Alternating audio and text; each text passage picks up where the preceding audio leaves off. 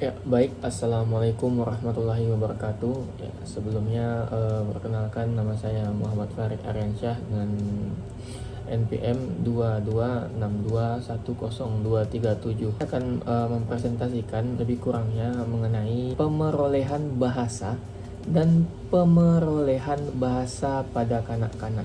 Video ini dikhususkan untuk mengganti ketidakhadiran saya pada presentasi sebelumnya di mata kuliah psikolinguistik yang diampu oleh ibunda kita Dr. Fatmawati SPD MPD. Ya, langsung saja ke videonya. Ya, di sini kita akan membahas pemerolehan bahasa dan pemerolehan bahasa kanak-kanak. Nah, di sini kita tahu semua ini kita memerlukan bahasa. Bahasa ini adalah media kita dalam berkomunikasi sehari-harinya. Gitu. Kita akan fokus kepada pemerolehan bahasa kanak-kanak yang dimana minat terhadap cara anak memperoleh bahasa sudah ada sejak lama. Pada abad ke-7 Masehi ya, Raja Mesir Psammetikus I mengisolasi dua anak untuk mengetahui bahasa yang akan mereka gunakan. Berharap itu adalah bahasa Arab, tetapi harapannya tidak terwujud. Charles Darwin juga mencatat perkembangan bahasa anaknya pada tahun 1877. Nah, jadi terjadilah sebuah studi di mana studi ini tentang pemerolehan bahasa dibagi menjadi tiga fase oleh Ingram pada 1989, yaitu pengamatan pribadi di mana beliau melakukan pengamatan secara pribadi ya, secara langsung. Kemudian yang kedua yaitu periode sampel besar, yang dimana pengumpulan data dari banyak subjek, periode kajian longitudinal atau observasi perkembangan bahasa dalam jangka waktu yang panjang. Nah, penelitian ini menunjukkan bahwa pemahaman tentang pemerolehan bahasa oleh anak-anak terus berkembang seiring kemajuan teknologi dan metodologi. Jadi tidak hanya teknologi saja yang berkembang, tetapi dalam berbahasa, berkomunikasi dan kata itu akan selalu berkembang ya, tanpa henti. Kemudian kita lanjutkan yaitu metode penelitian ya. Dalam pemerolehan bahasa melibatkan beberapa pendekatan, termasuk observasi dan pencatatan harian. Dengan kemajuan teknologi, data diperoleh melalui rekaman visual dan auditori dari ujaran serta perilaku anak. Nah, dengan kemajuan teknologi ini, data diperoleh itu melalui rekaman visual dan auditori dari ujaran serta perilaku anak. Nah, di mana ini ditranskripkan atau dianalisiskan untuk menarik kesimpulan. Nah, di sini ada penelitian menggunakan metode ini, di mana Brown pada tahun 1973 yang meneliti perkembangan 3 anak sekaligus, serta Darjo Wijoyo yang mengikuti perkembangan cucunya hingga usia 5 tahun. Dalam bidang fonologi, Yulianto di sini menyebutkan kajian tentang pemerolehan fonologi bahasa Indonesia pada anak usia 1 hingga 2 tahun. Secara umum teknik pengumpulan data meliputi yaitu observasi, di mana melakukan pengamatan secara langsung ya. Kemudian ada rekaman menggunakan alat perekam untuk mendokumentasikan data, di mana kita tidak secara fisik bersentuhan langsung kepada objek yang diteliti, tetapi menggunakan media teknologi untuk mengamati dan menyimpan, dan menjadilah dia dalam bentuk video. Nah, kemudian ada transkripsi, di mana mengubah rekaman menjadi bentuk tulisan untuk analisis lebih lanjut. Nah, analisis data dilakukan melalui beberapa tahap, termasuk reduksi, penyajian, dan penarikan kesimpulan. Metode ini memungkinkan peneliti untuk mendapatkan gambaran yang lebih komprehensif tentang proses pemerolehan bahasa pada anak. Nah, jadi dengan ketiga metode ini dapat disimpulkan ketiga metode ini bisa dikatakan sama saja bagusnya, tergantung mungkin kapan dan di mana, dan menyesuaikan untuk kebutuhan apa mungkin. Jadi yang ketiga tadi yaitu transkripsi sama seperti yang kedua, bedanya direkam dahulu, diambil momennya dahulu, baru kita ubah menjadi sebuah dialog atau sebuah tulisan dan bisa dibaca. Oke, kita berikut kepada universal bahasa. Nah, di sini anak-anak dapat belajar bahasa apapun yang diperkenalkan kepada mereka, menunjukkan adanya sifat universal dalam bahasa. Pertanyaan yang muncul adalah sejauh mana sifat universal ini ada. Greenberg pada 1963 menjadi pelopor dalam penelitian ini dengan menganalisis berbagai bahasa untuk mengidentifikasi fitur-fitur yang umum, yang banyak, dan jarang ditemukan.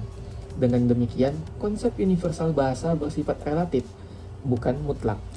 Nah, Comrie pada 1989 menekankan bahwa pemahaman tentang universal bahasa harus dilihat dalam konteks gradasi. Nah, di mana seperti kalimat awal tadi, anak-anak dapat belajar bahasa apapun yang diperkenalkan kepada mereka. Jadi bisa saja anak-anak ini mempelajari bahasa itu secara mandiri atau otodidak. Tetapi jika dikenalkan, mereka akan fokus dengan apa yang diberikan. Begitu. Kita lanjut kepada kontroversi antara nurture dan nature. Nah, manusia dimanapun juga pasti akan dapat menguasai, atau lebih tepatnya memperoleh bahasa, asalkan dia tumbuh dalam satu masyarakat. Proses pemerolehan ini merupakan suatu hal kontroversi di antara para ahli bahasa. Mereka mempermasalahkan apakah pemerolehan itu bersifat nurture atau nature. Mereka yang menganut aliran behaviorisme mengatakan bahwa pemerolehan bahasa itu bersifat nurture, yakni pemerolehan itu ditentukan oleh alam dan lingkungan. Nah, jadi kontroversi ini menyebutkan bahwa manusia dimanapun juga pasti akan menguasai, entah itu menguasai secara bertahan hidup, untuk bertahan hidup sebisanya. Kita akan mengambil contoh jika kita tersesat di hutan, dan kita pasti akan mencari makanan dan minuman dengan bertujuan untuk bertahan hidup. Itu sudah insting dan naluri manusia begitu. Nah, berikutnya universal dalam pemerolehan bahasa. Dari berbagai jenis universal dan proses pemerolehan bahasa yang telah dijelaskan, terlihat bahwa pemerolehan bahasa pada anak sangat berkaitan dengan konsep universal yang sudah disebutkan tadi ya. Pengaruh konsep universal terhadap pemerolehan bahasa tampaknya bergantung pada sifat alami dari setiap komponen bahasa. Misalnya komponen fonologi lebih banyak dipengaruhi oleh faktor neurologis. Nah, kemudian kita masuk kepada perata panjang ujaran. Banyak orang menggunakan temuan Brown tadi ya untuk mengukur perkembangan sintaksis anak. Temuan tersebut dikenal dengan nama Mean Length of Utterance atau MLU ya, yang telah diterjemahkan rata panjang ujaran atau RPU. Nah, menurut Eva M. Fernandez dan Helen Smith Cairns dalam Fundamentals of PC Linguistic. MLU is Index of Language Development, yang dimana artinya MLU tadi ini adalah indeks yang membantu perkembangan bahasa. Terdapat korelasi yang kuat antara MLU dan usia. MLU seorang anak akan meningkat seiring bertambahnya usia. Ketika usia anak bertambah, maka kalimat yang dihasilkan menjadi lebih panjang. Hal ini dikarenakan kapasitas memori anak meningkat. Memori yang bekerja adalah memori penyimpanan temporer. Nah, di mana seiring waktu dari kita tumbuh dewasa, ingatan dan cara menyimpan memori atau menyimpan ingatan di kepala itu menjadi lebih panjang. Nah, mungkin di waktu kecil anak balita hanya bisa menyebutkan mama dan papa saja. Nah, tapi seiring waktu dia akan menambah kosakatanya seiring waktu. Nah, jadi ini yang dinamakan rata panjang ujaran. Berikut kita sudah sampai kepada bahasa ibu versus bahasa sang ibu.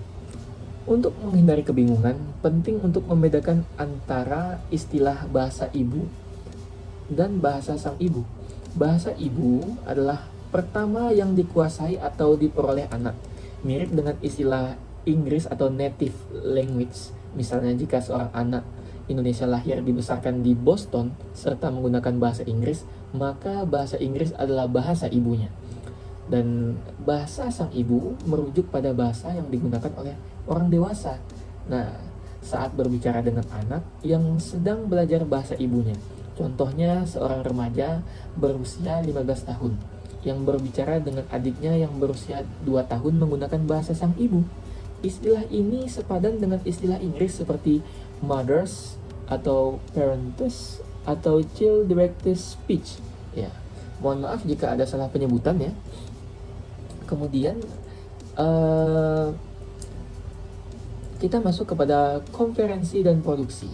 Nah, jadi setelah bahasa ibu tadi, manusia baik anak maupun dewasa mempunyai dua tingkat kemampuan yang berbeda dalam berbahasa. Sebagai orang dewasa, kita menyadari bahwa jumlah kosakata yang kita pakai secara aktif dan lebih rendah daripada kata-kata dapat kita mengerti. Begitu juga anak. Dimanapun juga kemampuan anak untuk memahami apa yang dikatakan orang jauh lebih cepat, jauh lebih baik daripada produksinya. Sebagai peneliti mengatakan bahwa kemampuan anak dalam konferensi adalah 5 kali lipat dibandingkan dengan produksinya. Nah, di sini bahwa dikatakan sesuai dengan yang dikatakan sebelumnya tadi yang sudah kita bahas, di mana seiring waktu anak akan meningkatkan kemampuan kosakata, kemampuan berbahasa, dan menyimpan semua bahasa dan kosakata yang didengar di dalam memorinya. Nah, begitu juga dengan orang dewasa. Jadi inilah tingkat perbedaannya. Jadi jika kita bandingkan mungkin semakin dewasa seseorang maka akan lebih tertata bahasa dan kosakatanya dalam berbicara. Ya, kita akan membahas waktu pemerolehan bahasa dimulai. Ya, kapan sebenarnya anak mulai berbahasa? Nah, ini adalah pertanyaan yang banyak dipertanyakan. Bahasa mencakup konferensi maupun produksi makna. Sebenarnya anak sudah mulai berbahasa sebelum dia dilahirkan.